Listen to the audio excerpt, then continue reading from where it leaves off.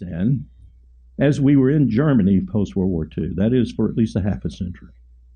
It has nothing to do with Kabul and state building, nothing to do with fighting the Taliban or proving that we can reconcile with the Taliban, and nothing to do with fighting any terrorist group.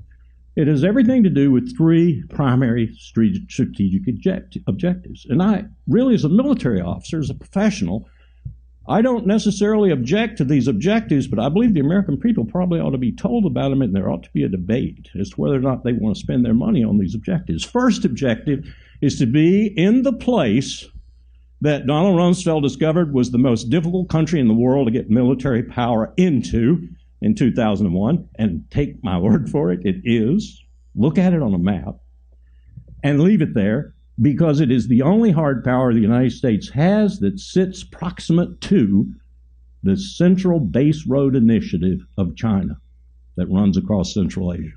If we had to impact that with military power, we are in position to do so in Afghanistan. Second reason we're there is because we're cheek and jowl with the potentially most unstable nuclear stockpile on the face of the earth in Pakistan. We want to be able to leap on that stockpile and stabilize it if necessary. And the third reason we're there is because there are 20 million Uyghurs, and if the CIA has to mount an operation using those Uyghurs, as Erdogan has done in Turkey against Assad, there are 20,000 of them in Idlib in Syria right now. Well, the CIA would want to destabilize China, and that would be the best way to do it, to foment unrest and to join with those Uyghurs in pushing the Han Chinese and Beijing from internal places rather than